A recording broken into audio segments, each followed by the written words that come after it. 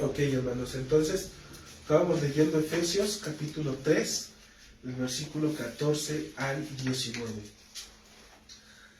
Ustedes recordarán, hermanos, que nos habíamos dicho que Pablo en Efesios 3, 1 y a partir del versículo 2, es que Pablo va a entrar como en un paréntesis. Él va a empezar a trazar su pensamiento y en ese momento es que va a abrir esta parte a la cual nosotros estábamos viendo.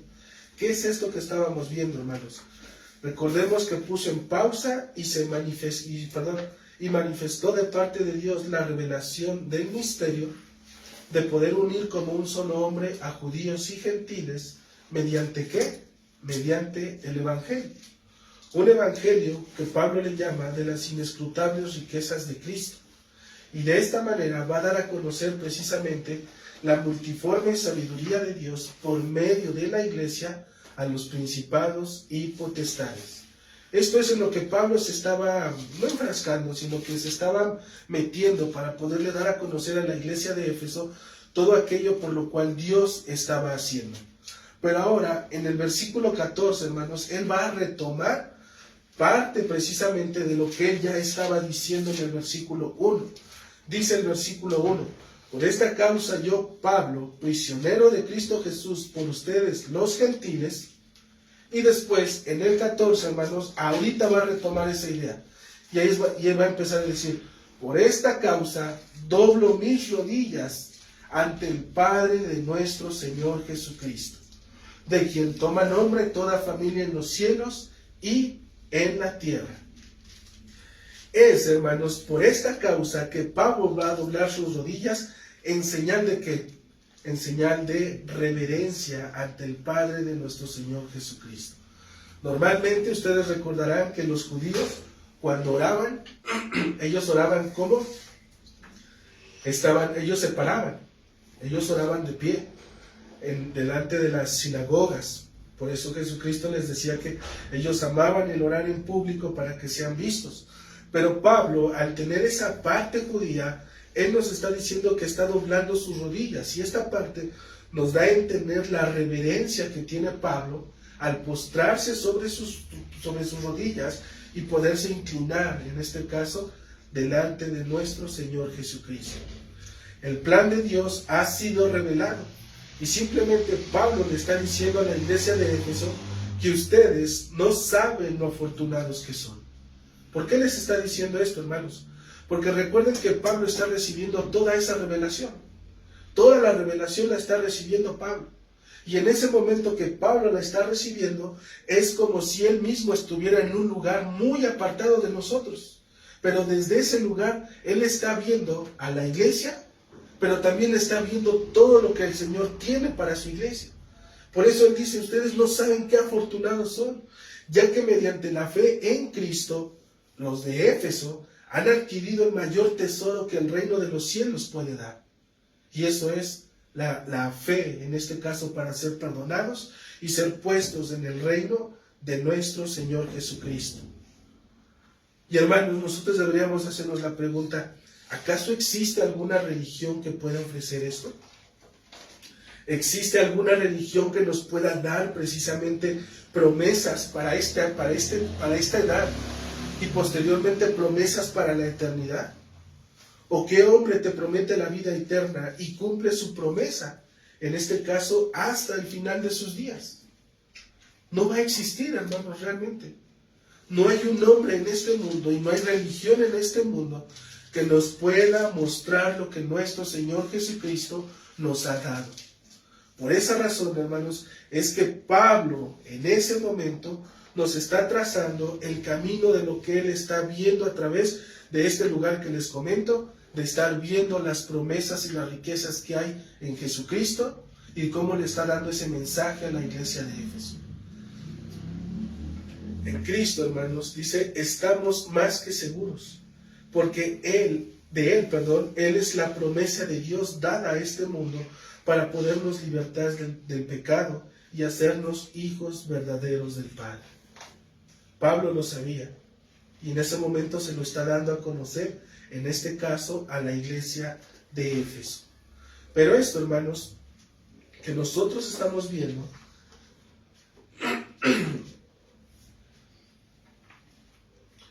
en el versículo 15,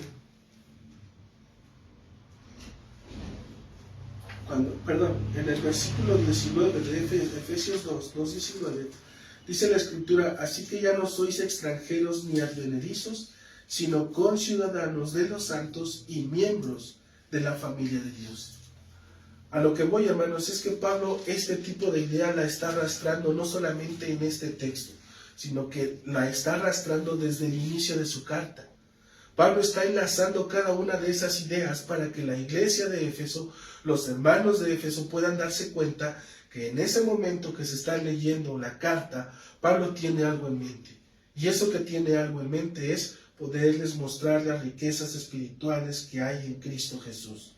¿Acaso el Señor tiene una familia en esta tierra? Por supuesto que sí. Dios tiene una familia en esta tierra. Él nos los ha dado a conocer. ¿Y cómo está compuesta esta familia? Por aquellos que han sido, ¿qué? Liberados del pecado.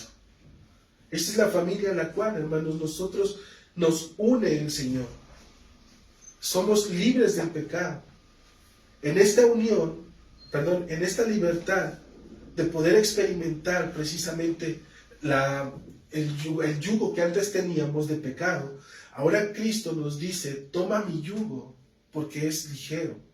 ¿Sí? Y en este caso, hermanos, cuando Cristo hace esta parte, lo que nos está mostrando es que a través de la libertad que tenemos del pecado y a través de la unión que nosotros tenemos en un cuerpo, al podernos unir realmente en el Señor, es que Dios mismo nos está enseñando a poder caminar como uno solo, en un solo cuerpo. Y aún en un acuerdo ¿de qué? De poder caminar juntos. Porque ser libre de pecado, unirte a la iglesia, vaya, por así decirlo, y entrar en un común acuerdo como parte de la iglesia, hermano, es precisamente aquella familia que Pablo nos está mostrando cuando nos está diciendo, si pueden ir ahí a Efesios 3:14, cuando dice: por esta causa doblo mis rodillas ante el Padre de nuestro Señor Jesucristo, de quien toma nombre toda familia en los cielos y en la tierra. Dios tiene una familia, y esa familia está en los cielos y está en la tierra. La familia del reino de los cielos es una familia que está limpia, que es santa. Hombres, los ángeles, y en este caso los hombres que han estado en este mundo y que han muerto por la causa de Cristo, ahora están en aquel reino con el Señor.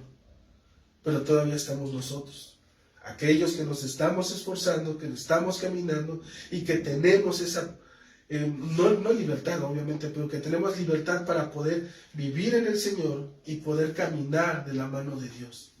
Pero hermanos, dentro de nuestro texto, Pablo va a mencionar tres cosas que nosotros no las vamos a ver ahorita, hermanos, porque necesitamos adentrar en cada una de ellas. Pero nos va a mostrar tres cosas que tiene este texto del capítulo 16 al 19. Hay tres para qué. ¿Por qué les digo que tres para qué? La causa de la oración de Pablo es para que, primero, os dé conforme a las riquezas de su gloria, al ser fortalecidos con el poder del hombre interior por su espíritu. Es el primer para qué, hermanos, y es la primera causa de la oración de Pablo. Pablo quiere, en este caso, que está doblando sus rodillas e implorando al Padre delante de los hombres de Éfeso, de que todo hombre que toma toda familia en el reino de los cielos y en la tierra, para que os dé conforme a las riquezas de su gloria, el ser fortalecidos con poder en el hombre interior por su espíritu. Esa es una de las causas por las cuales Pablo va a estar orando y por las cuales Pablo va a estar intercediendo en el Señor.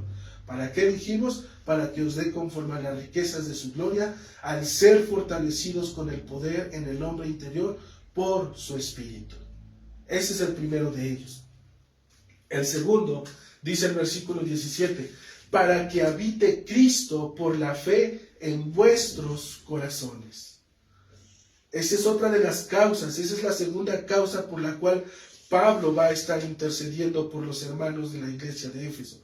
Para que Cristo habite en los corazones de estos hombres, a fin de que sean arraigados y cimentados en amor, y de esta manera sean plenamente capaces de comprender con todos los santos cuál sea la anchura, la longitud, la profundidad y la altura, y de conocer el amor de Cristo que excede a todo conocimiento. Ese es el segundo punto, hermanos, por el cual Pablo va a estar intercediendo delante del Señor. Y el tercero es el que tenemos aquí adelantito, después de que dice, y de dar a conocer el amor de Cristo que excede a todo conocimiento, dice, para que seáis llenos de toda la plenitud de Cristo. ¿De qué trata toda la oración de Pablo? Para que el pueblo de Dios sea completamente lleno de la plenitud de Cristo.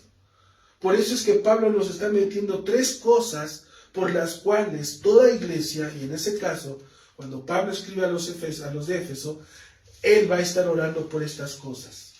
Primera de ellas, dijimos, para que les dé conforme a las riquezas de su gloria, para que Cristo, habite en los corazones y para que sean llenos de la plenitud de Cristo. Tres cosas válidas por las cuales nosotros, como iglesia, obviamente deberíamos de ponerlas en nuestras oraciones, ¿verdad? ¿Por qué? Porque normalmente, hermanos, a lo que voy con todo esto es que Pablo está mostrando las causas legítimas por las cuales es necesario orar. Y estas causas legítimas por las cuales es necesario orar, normalmente cuando nosotros oramos, pero pedimos y pedimos y pedimos, pero no entendemos para qué es que pedimos. Pero Pablo nos está enseñando esas causas legítimas. ¿Para qué? Primero, dice, para que os dé conforme a las riquezas de su gloria, el ser fortalecidos, para que Cristo sea habitando en los corazones de ellos y para que sean llenos de la plenitud de Dios. Por estas causas, hermanos, haríamos bien, inclusive pensando un poquito cuando estaba leyendo esto, que precisamente este tipo de peticiones que Pablo está pidiendo por la iglesia, esas serían nuestras mismas peticiones a nosotros por las cuales pedir. Porque es una promesa de Dios dentro de la Escritura. ¿Qué va a causar todo esto, hermano? ¿Qué va a causar el hecho de que el creyente sea un hombre regenerado? De que habite profundamente en una relación con Cristo y que sea lleno de la plenitud de Dios. Nos va a llevar a poder caminar juntos verdaderamente en un amor sincero. Ya no en un amor como el mundo lo da, o bien en un amor que se mueve por sentimientos o emociones, sino en un amor que estamos ligados totalmente por la palabra de Dios. La palabra de Dios es la que nos debe de unir. La palabra de Dios, hermanos, es la que nos debe de llevar a poder considerar que cada una de estas cosas que Pablo nos está mostrando son legítimas para la iglesia, no solamente de aquel tiempo, sino para la de hoy, e inclusive para la iglesia del futuro. Porque por medio de estas causas, hermano, es que la iglesia se mantiene, en este caso, en esa unidad. Y el propósito de todo esto es lo que dice en el versículo 19 al final. ¿Qué va a hacer con todo esto? Para que sean llenos de la plenitud de Dios. Para que estén llenos de Cristo. Para que cuando oren, hermanos, su mente, sus palabras, sus corazones, sus peticiones miren totalmente a la obra de Cristo. ¿Sí? Para que normalmente cuando oramos y pedimos. Pero muchas veces no nos damos cuenta por qué es que lo pedimos. Oramos en la enfermedad, oramos en la pobreza, oramos en los problemas, oramos en todo este tipo de cosas. Y normalmente oramos ¿para qué? Para ser librado de todo ese tipo de cosas, ¿verdad? Es normalmente por lo que oramos. Para ser librados. Pero ¿cuántas veces hemos orado por darle gracias al Señor? Por mantenernos precisamente en esa posición. Porque eso que nos está haciendo vivir el Señor nos está llevando a poder realmente orar como debe de ser. A pedir realmente como Dios nos los está demandando. A que realmente nuestras palabras ya no busquen realmente nuestra propia comodidad. Es como si le estuviéramos diciendo al Señor, Señor, no quiero sufrir. No me gusta sufrir, Señor, quiero estar sano toda la vida. No me gusta que mi familia sufra, no me gusta que las personas sufran y demás. No me gusta vivir en una colonia con problemas y demás, Señor. pero no entendemos los propósitos por los cuales Dios nos permite estar ahí para poder realmente vivir en la plenitud de Cristo. Y cuando nosotros entendemos eso, hermano, es cuando realmente nosotros nos vamos a dar cuenta que es Dios detrás de toda la obra soberana que Él mismo está haciendo para mostrarnos y darnos a conocer que detrás de todo eso está Él. Detrás de todo eso, hermano. Porque no sabemos cómo es que el Señor nos va a llegar a poder alcanzar, a poder llamar a otras personas, al poder tenerlas realmente entre nosotros. El poder salir, evangelizar, el poderles dar a conocer a Cristo, el poderles realmente presentar a un Dios que verdaderamente salva, a un Dios que verdaderamente perdona pecados, a un Dios que verdaderamente, hermano, tienes la certeza y la seguridad de que si vienes a Él, renuncias a tu vida pecaminosa y te entregas completamente a Él, el Señor mismo va a obrar de una manera perfecta. Y lo está haciendo. Y hoy tú lo sabes, tú lo conoces. ¿Por qué? Porque te llamó desde un principio y hasta hoy todavía te mantiene. Y te ha dado a conocer aún mayores cosas que antes no sabías. Y esas cosas que antes no sabías, al principio cuando las descubriste, puede ser que tu entendimiento te sorprendiste. ¿Sí? Tu entendimiento se abrió. Pero en ese momento, hermano, cuando estas cosas pasan, cuando el misterio es revelado, es cuando nosotros nos sorprendemos y le decimos, Señor, siempre estuviste detrás de todo ello. Siempre estuviste ahí. ¿Cómo nos llevó por estos lugares? ¿Cómo nos permitió poder estar en estos otros pastos, considerando que somos ovejas del Señor? Pero cómo Él mismo nos está llevando a poder seguir trazando sus caminos. Y Pablo es lo que quiere, que la iglesia ore precisamente por lo que debe durar. Encontrando esto, hermanos, nosotros vamos a poder encontrar la plenitud de Dios. Que nuestro ser esté lleno de Él. Estas peticiones de Pablo delante del Señor no son nuevas, como les dije hace un momento. Pablo ya las había dicho anteriormente. Él está solamente retomando lo que había dicho en capítulo 1, en el versículo 17 al 23. Dice la Escritura, para que el Dios de nuestro Señor Jesucristo, el Padre de gloria, os dé espíritu de sabiduría y de revelación en el conocimiento de Él, alumbrando los ojos de vuestro entendimiento, para que sepáis cuál es la esperanza que Él os ha llamado, y cuáles las riquezas de la gloria de su herencia en los santos, y cuál es la supereminente grandeza de su poder para con todos los que creemos, según la operación del poder de su fuerza, la cual operó en Cristo, resucitándole de los muertos y sentándole a su diestra en los lugares celestiales, sobre todo principado y autoridad y poder y señorío, y sobre todo nombre que se nombra no solo en este siglo, sino también en el venidero, y sometió todas las cosas bajo sus pies, y lo dio por cabeza sobre todas las cosas a la iglesia, la cual es su cuerpo, la plenitud de aquel que lo llena en todo. Es la misma idea que Pablo ya había dicho. Pablo ya les había citado en aquel momento, cuando les empieza a decir, y el mismo texto empieza con esta parte, en el 15, por esta causa yo, habiendo oído de vuestra fe. Pablo está atento mirando a la iglesia. Él no está apartado, él sabe lo que está pasando. Él sabe distinguir, él sabe que la obra del Señor está ahí. Por eso es que la idea que él está trayendo no la deja y la deja solamente en los primeros capítulos, sino que la sigue arrastrando. ¿Para qué? Para que la iglesia entienda que verdaderamente lo que le hace falta es tener la plenitud de Dios, pero en Cristo. Porque solamente de esa manera los hombres, hermanos, vamos a poder vivir de una manera correcta delante de Dios. Traerlos nuevamente a la mente de los oyentes nos indica, en este caso la iglesia de Éfeso, nos indica la importancia de saber pedir las cosas conforme a la mente de Cristo y no conforme a lo que creemos que es mejor para otros o nosotros mismos. A veces, hermanos, cuando los hombres piden, decíamos, solo lo hacen sin entender el plan de Dios en la misma redención de los hombres. Pedimos, dijimos, por salud, sanidad, enfermedades, problemas, etc., sin antes haber considerado cuál es la mente de Cristo en la vida del creyente y de aquellos que lo rodean. ¿Qué es lo que el Señor me está permitiendo poder vivir y experimentar a través de lo que el Señor me está mostrando y por lo cual Dios mismo me está llevando a poder saber distinguir entre mis oraciones? El título, mis hermanos, de la enseñanza, ya no lo dije, pero era precisamente las causas legítimas por las cuales deberíamos estar orando.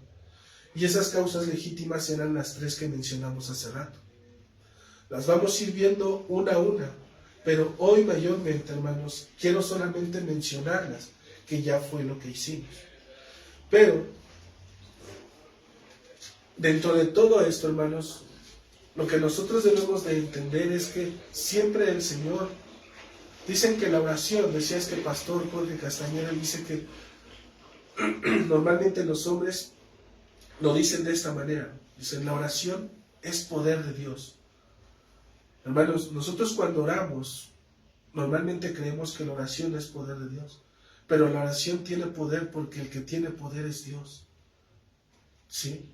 Él es el que tiene el poder para poder escuchar las palabras y conforme a sus propósitos, alinear nuestras oraciones y en el cumplimiento de sus tiempos, obrar conforme a esos decretos que Él mismo ha establecido.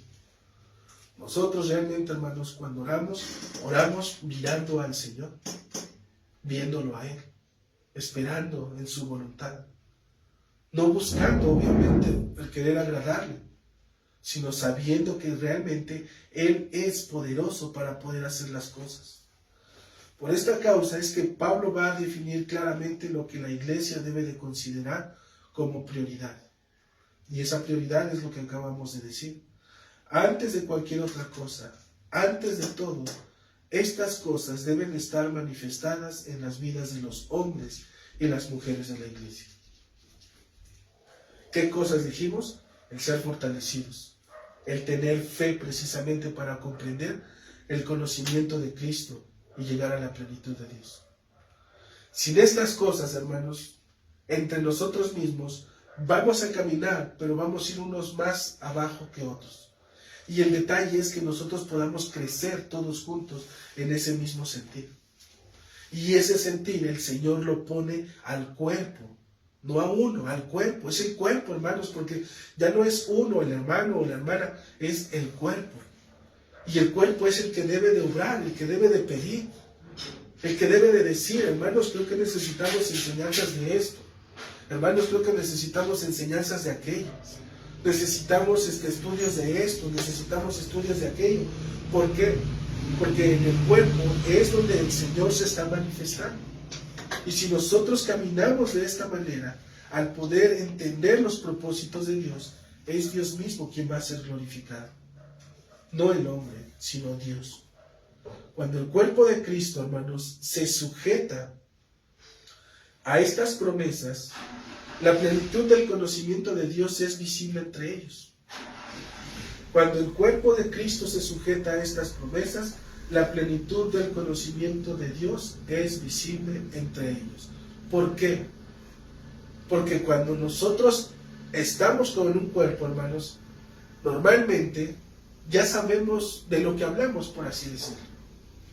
Cuando nosotros hablamos de alguna doctrina, cuando nosotros estamos hablando de alguna enseñanza, normalmente, y lo más seguro es que todos podamos tener entendimiento de qué es de lo que estamos hablando.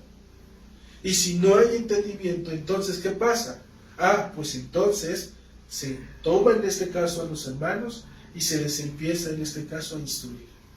¿Para qué? Para que no se queden abajo, para que sigan creciendo, para que sigan aprendiendo, para que ellos también puedan seguir mirando a Cristo en toda la plenitud que Dios nos está poniendo.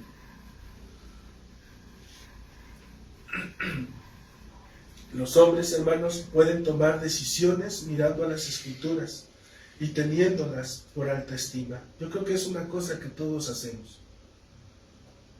Cuando miramos las Escrituras y es momento de tomar decisiones, nuestras decisiones deben de estar basadas precisamente en lo que marca la Escritura. ¿Por qué? Porque en ello hay promesa y hay esperanza. Porque aún dependiendo de las cosas, hermanos, Dios mismo, su palabra, que es verdad, que habla en este caso, que nos habla al corazón, en este caso el Señor mismo va a estar respaldando toda decisión. Porque aquel en quien has esperado es en el Señor, en su palabra. No es precisamente como que en algún otro hombre lo que dijo, que sabemos que el hombre falla, el hombre se equivoca y todo ello. Pero Dios, hermanos, Dios no falla. Él siempre cumple. Él siempre está ahí. Y si nosotros tomamos estas tres cosas, hermanos, por las cuales estamos viendo, que les digo, no las vamos a ver, la siguiente semana las estaremos viendo, pero estas tres cosas son las que deben de estar entre nosotros para poder caminar de manera adecuada. Entonces dijimos, cuando los hombres toman decisiones mirando a las Escrituras y teniéndolas por alta estima, estos hombres son convencidos por el Espíritu, y aun cuando se desvían, el Espíritu mismo los vuelve al camino de la vida, no quejándose, sino aprendiendo de ello, y obviamente volviendo al Señor, sabiendo que en todo caso es el Señor obrar. En todo caso es el mismo Señor manifestando su gracia, su soberanía entre su propia iglesia. Pablo lo sabía. Por esa razón Pablo les está mostrando a esta iglesia de Éfeso que las cosas por las cuales es válido poder estar entre ellos. ¿Por qué? Porque más adelante, al poder tener ese cuerpo formado con todas estas características, bueno, tres características que Pablo está marcando, es que después, a partir del a partir del capítulo 4 en adelante, Pablo ahora solamente les va a enseñar a vivir, les va a enseñar cómo es que debe de vivir realmente un cristiano. La primera parte del capítulo 1 al capítulo 3 dijimos que es doctrina. Es doctrina. Pablo les está dando las herramientas. Les está diciendo que miren a Cristo. Les está mostrando que en todo caso, a donde quiera que lo que hagan, cualquier circunstancia que ellos tengan, que vean a Cristo. Por eso, hermanos, si ustedes han sido cuidadosos en la lectura o en el seguimiento de lo que hemos estado llevando de Efesios, ustedes notarán que se repite mucho esa palabra en Cristo. En Cristo. Y siempre es en Cristo. La unidad en Cristo. Somos salvos en Cristo. Fuimos escogidos en Cristo. Recibimos su Espíritu en Cristo. Porque todo se trata de Cristo. Y porque solamente Él, nuestro Señor y nuestro Salvador, Pablo se los está mostrando a ellos, les está diciendo, ustedes no van a poder encontrar todas estas cosas si están apartados de Cristo. Por lo tanto, Cristo debe de ser el eje, y mayormente, hermanos, por las Escrituras. Porque las Escrituras mismas son las que nos van a poder permitir movernos. Son ¿cómo se les llama? El pivote, de donde están en el centro, y después de ahí que están en el centro, nosotros solamente nos movemos en los límites de la misma Escritura. No de lo que nosotros creamos o pensemos, sino en los límites que nos marca la misma Escritura. Porque a través de estos límites es que los hombres van a poder tomar decisiones. Y a través de esas decisiones, Pablo les está mostrando en el capítulo 2, estaban muertos, pero ahora tienen vida. Después les dices, ustedes fueron reconciliados. Pablo les está mostrando todas las riquezas de la doctrina que tienen en Cristo. Y todas esas doctrinas, hermano, están puestas en estos textos. Ahora, estos mismos hombres son aquellos que son plenamente capaces de comprender, junto con otros hermanos, el amor de Cristo que excede todo conocimiento. ¿Por qué les digo esto, hermanos? ¿Por qué les digo que estos mismos hombres son aquellos que son plenamente capaces de comprender, junto con otros hermanos, el amor de Cristo que excede todo conocimiento? ¿Qué es lo que nos une a nosotros como personas en Cristo? Su Evangelio. El Evangelio de Cristo. Es lo que nos une. Fuera de ahí, hermanos, no tenemos obviamente lazos sanguíneos, pero fuera de eso seríamos hombres y mujeres desconocidos, hombres y mujeres apartados, que nos podríamos ver en la calle, que ni siquiera nos hubiésemos conocido, que nos hubiésemos hecho alguna mueca y demás, o que probablemente nos hubiésemos apoyado, pero hasta ahí. Pero cuando tenemos el Evangelio, hermanos, tenemos no solamente, en este caso, una unidad, que no solamente es en este mundo, sino que es una unidad por la eternidad. Porque ahora lo que nos une es para siempre. Porque el Evangelio perdura y es para siempre. Por esa razón, cuando les digo que cuando los hombres son capaces de comprender, junto con otros hermanos, el amor de Cristo que excede todo conocimiento, el amor que yo veo en Cristo, si está conforme a las Escrituras, es el mismo amor que va a ver mi hermano en Cristo conforme a las Escrituras. Y aun cuando yo soy llamado, en este caso, en el Señor, para poder vivir en el amor de Cristo, aún ser hermano, en este caso, si me ama, ¿verdad? Se supone que nos amamos. Y en ese amor es que nosotros debemos de caminar. Y si yo veo, como decíamos, si yo veo que mi hermano peca, ¿yo qué hago? Guardo silencio, le doy la espalda, me hago el disimulado y digo, pues a ver si se da cuenta. Por supuesto que no. En el amor de Cristo, al estar unidos a Él por medio del Evangelio, la Escritura me demanda totalmente que debo de ir a Él. Debo de ir. Si realmente lo amo, debo de ir a Él. Y normalmente, hermanos, dicen por ahí que las verdades siempre no son del todo bien recibidas. ¿Por qué? Porque la verdad siempre va a lastimar. La verdad siempre va a ofender. La verdad siempre va a dañar. La verdad siempre en ocasiones va a dividir. Pero así es el amor del Señor. Así es. Es un amor de Dios que nos ha dado, que dio a su Hijo precisamente para mostrarnos todas las riquezas que están puestas en Él. Es un amor, hermanos, que nos hace mirar y considerar nuestras propias vidas. Que Él mismo se dio, ahora sí que en amor, entregándose a la muerte en la cruz, para podernos hacer saber, hoy por hoy, que nos ama, tanto que dio a su propio Hijo. Y ese Hijo se entregó sin ningún límite, hermanos, se entregó completamente. Completamente Él fue entregado. En Él es que tenemos un nombre, y ese nombre, dice la Escritura, lo adquirimos precisamente por ser parte de la familia de Dios. Un reino en el reino de los cielos y un reino en esta tierra, que aún con nuestras dificultades, con nuestras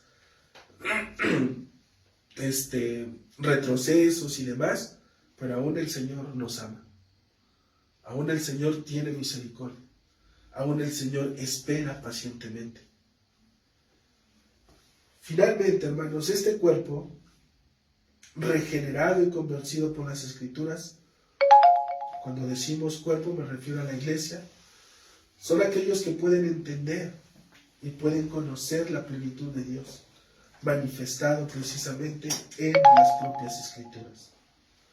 El cuerpo bien unido, el cuerpo bien ejercitado, el cuerpo que está caminando junto, un cuerpo que no se separa, es realmente que va a poder entender y conocer la plenitud de Dios que está revelado en las Escrituras. Pero debe de ser esta unión en el cuerpo, hermano. Y Pablo nos los está diciendo. Dice, hay causas legítimas por las cuales debemos orar. Y esas causas están puestas en estos textos, del 14 al 19.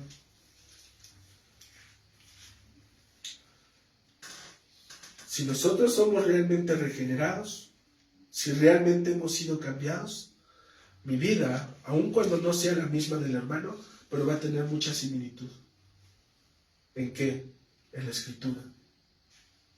El hermano igual va a tener que leer, así como yo también voy a tener que leer. El hermano va a tener que orar, así como yo también tengo que orar. Nuestras vidas se parecen, porque estamos en uno. Y este uno es Cristo. Él dijo Pablo dijo, sean imitadores de mí como yo de Cristo. Si todos estamos imitando a Cristo, todos deberíamos entonces de vivir conforme a la voluntad de Cristo. Y en esta parte, hermanos, es donde normalmente los hombres es cuando nos damos cuenta. Si el hermano se está esforzando, si el hermano se está quemando las pestañas por estar leyendo, por estar preparando, por estar haciendo las cosas en el Señor, y hay otra persona que no lo hace, pero también esa parte y dice, pues yo también lo soy, yo creo que ahí hay algo raro en este caso. Porque entonces no está viendo en este caso la otra persona al mismo Cristo. Hay un Cristo que te santifica, que te lleva a poder mirar la obra del Señor. Hay un Cristo que te está llevando a poder considerar su Escritura. Hay un Cristo que te está llevando a poder diariamente poder ser transformado y cambiado conforme a la voluntad de Dios. Pero a veces hay otro Cristo que no incomoda. Un Cristo que es indiferente. Un Cristo que es totalmente apartado, ajeno, indiferente al pecado. Y obviamente, hermanos, pues no es posible eso. Porque entonces estamos hablando de personas diferentes. Personas, en este caso, un Cristo que tiene poder y otro Cristo que no tiene poder para poder cambiarnos la vida. Necesitamos, hermanos, hacer semejantes al Cristo de las Escrituras. Mira a un cristiano que conoce a Cristo y notarás algo diferente en él. Acércate y pregúntale acerca de la vida eterna, del propósito de la vida eterna en este mundo, del fin de sus días. Y vas a ver que vas a tener una respuesta convincente a cada una de ellas. No está preocupado por echarle ganas y vivir al día a día. Sabe dónde están puestas sus esperanzas. Sabe para qué fue llamado. Sabe dónde es que en este caso el Señor lo ha puesto. Pero considera un hombre común. No sabe para qué está puesto. No sabe a dónde va y a dónde va a parar. Todo se trata simplemente de pecado para esta persona. Le preguntas acerca de la eternidad y no te sabe hablar, no te sabe decir. ¿Por qué? Porque su vida está puesta en este mundo. Se les acaba este mundo y totalmente se les acabó la vida. Pero el cristiano, hermanos, el verdadero cristiano, sabe que esta vida solamente es temporal. No se enajena buscando, ¿sí? Buscando las cosas de este mundo. Busca lo que es eterno. Busca la palabra de Dios. Busca precisamente el estar y ser parte de la familia del Señor. Se junta con otros cristianos para tener buenas pláticas, para tener buenos amigos, para poder buscar del Señor en todo tiempo y en todo momento. El Señor, hermanos, nos ha puesto con un propósito en este mundo, dar a conocer su gloria. Y esta gloria solamente puede ser manifiesta cuando nosotros nos sometemos a Él y a su propia voluntad. Si no lo hacemos, hermanos, obviamente va a ser todo lo contrario. El haber sido perdonados, haber sido redimidos de los juicios, el habernos dado vida eterna, es parte de las promesas que Dios ha hecho para con cada uno de nosotros. Algo sencillo que parece a nuestros ojos, pero que costó la vida de Cristo. Tenemos todo en este mundo, hermano. Todo, porque tienes a Dios. Tienes el conocimiento de su palabra. ¿Dónde estaríamos hoy mismo si el Señor no nos hubiese llamado? Cada uno apartado y haciendo lo que la carne, en este caso, y conforme a nuestras propias concupiscencias, estaríamos envueltos en ellos. Hoy estás aquí, por eso es tiempo precisamente de venir a Cristo. Arreglar cualquier circunstancia, arreglar cualquier desperfecto, ponernos a cuentas con Él. Decirle, Señor, permíteme estar nuevamente bajo tus años. Permíteme nuevamente el poder doblar mis rodillas como aquel Pablo delante de ti y poder implorar por estos favores que Pablo está pidiendo. 3 cosas, hermanos, dijimos, que vamos a ir viendo poco a poco y que esperamos en el Señor poderlas abordar. 3 cosas que también, hermanos, inclusive les decía yo hace rato, que son necesarias para poderlas poner dentro de la lista de oración. porque son promesas, dijimos, del Señor. ¿Quién no quisiera la plenitud de Cristo? El conocimiento de Dios, la verdad de su palabra, el poder defender el Evangelio, no entrar en conflicto, no entrar en disensiones y todo ese tipo de cosas. Ser sabios, tener sabiduría para poder hablarle al corazón, a la persona. No necesitamos gritar, no necesitamos hacer ningún tipo de estas cosas. La palabra de Dios quebranta los corazones. Y a veces una palabra dicha en el momento correcto, por la misma palabra del Señor, te abre ese camino para que la persona pueda venir al Señor. Eso fue lo que le pasó a Lidia cuando estaba escuchando. El Señor abrió su corazón interior y gracias a Dios llevó el Evangelio a esos lugares. Y hoy, mis hermanos, pues estamos aquí aprendiendo, conociendo, buscando del Señor. No dejemos en este caso, como dicen por ahí, lo que podemos hacer hoy para mañana. Recordaba yo a estas personas del accidente que tuvo ahí en la Ciudad de México. Cuán terrible es esa parte. Todas las imágenes que salieron ahí de las personas quemándose y demás. No sabemos, hermanos, realmente a quién de ellas se les compartió el Evangelio. No sabemos si entre ellos hubo cristianos. Si fueron cristianos, están en el reino de los cielos. Es una promesa del Señor. Pero si no lo eran, hermanos, imagínate dónde están hoy. ¿Dónde están hoy precisamente? Dejaron lo que pudieron hacer ese día. Y así estamos expuestos todos, hermanos. Todos y cada uno de nosotros. Ayer yo estaba sano y la noche me enfermé. Digo, ¿cómo es posible eso? Pero son los tiempos del Señor.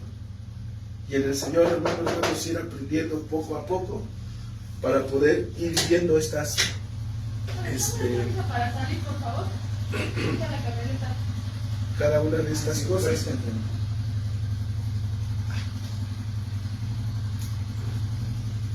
Vamos a ir viendo cada una de estas cosas, hermanos, para poder irlas aprendiendo. Y sí me gustaría indagar un poquito en ellas, porque son tres cosas que realmente Pablo está poniendo y son muy buenas. ¿Qué pediríamos? Que la iglesia sea fortalecida con el poder en el hombre interior. Es decir, que realmente mostremos que somos hombres totalmente cambiados por la obra del Espíritu Santo. Que somos realmente regenerados. Que no solamente decimos que creemos, sino que realmente haya un fruto de evidencia que realmente estamos buscando de Dios. Que seamos plenamente capaces de comprender con todos los santos, es decir, el mismo pensamiento de cuál es la longitud, la profundidad y la altura, y de conocer el amor de Cristo. Que podamos movernos en ese amor al Señor. Caminar